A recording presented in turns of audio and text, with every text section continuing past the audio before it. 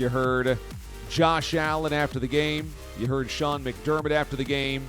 And the Bills had a great, happy, joyous flight back to Western New York last night.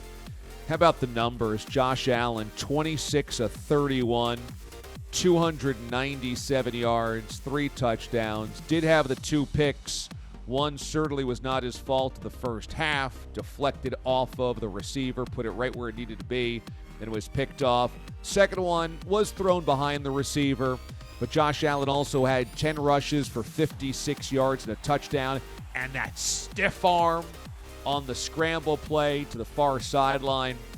Allen was amazing, and my biggest takeaway from last night was that here's a Bills team who's going to be cloaked in expectations all season long in a city that's used to collapses, on a franchise that's never won a Super Bowl, and they didn't look at all last night.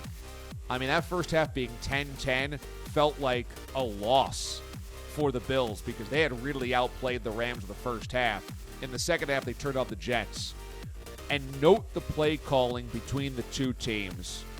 Even though they had lost Brian Daboll in the offseason to the Giants, and Ken Dorsey was calling his first game for the Bills, he let it rip.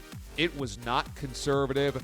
Oh, we're on the road, defending champs, big expectations, let's play conservatively. No, it was go downfield. It was throw consistently. And for all of the critics of Josh Allen's accuracy, of which I certainly was one of them coming out of Wyoming, I did not think he transitioned well to the NFL.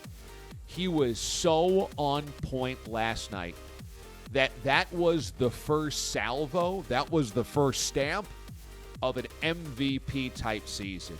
It's only 4 quarters of football. It's only 1 of 17.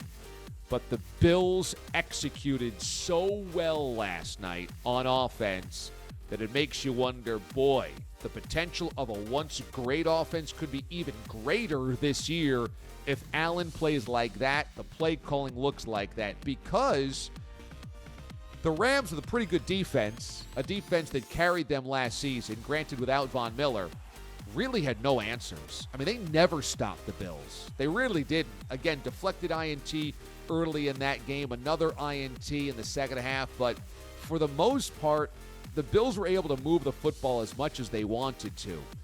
And the Bills' defense was ferocious all night long, sacking Matthew Stafford 7 times, creating 3 INTs of Matthew Stafford.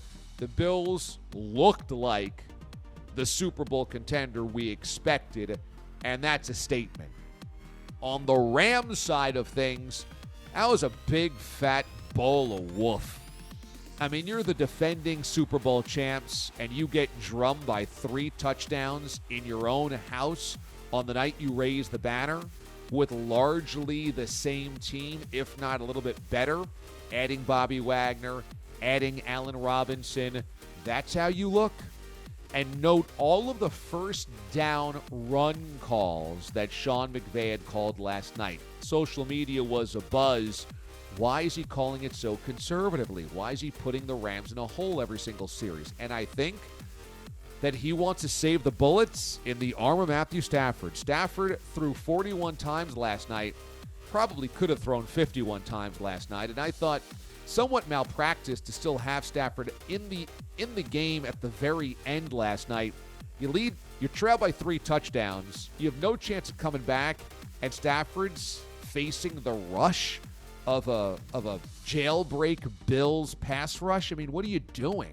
I didn't like the coaching last night at all from Sean McVay.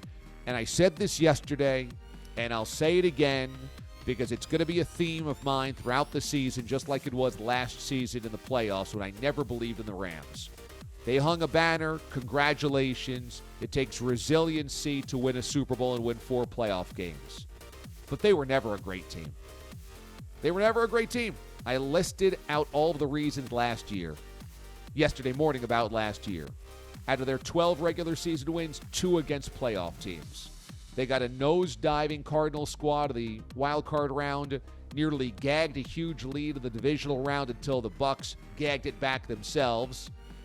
They then trailed 17-7 in the fourth quarter of the NFC Championship game, and in the Super Bowl, trailed as well until they got the benefit of 4 or 5 questionable penalties on the Bengals to finally take the lead and get in the end zone. That was never a great team. And last night they played like garbage. If that's the Super Bowl defense, it's going to be embarrassing. Now, I'll give them this. A lot of that is probably just how great the Bills are. And perhaps we see a Rams team against everybody else look a lot better than that. But the Rams, Stafford particularly, looked ineffective and at times old. The offense looked putting, and the defense had no answers, looking at Josh Allen like, how do we defend this? They should get better against the Falcons in week number 2. Then they have the Cardinals after that in week number 3. But last night, the Rams looked like anything but a defending Super Bowl champ. McVay called it humbling, and I would say that should be the operative word here. It's L.A., it's fame, it's glitz, it's glamour, and you're the toast of the town for a couple of months. But does celebrity get to this team? And is this team focused on truly defending it? There's a reason nobody's done it in nearly 20 years, go back to back. And one of the reasons is guys get fat and happy with themselves.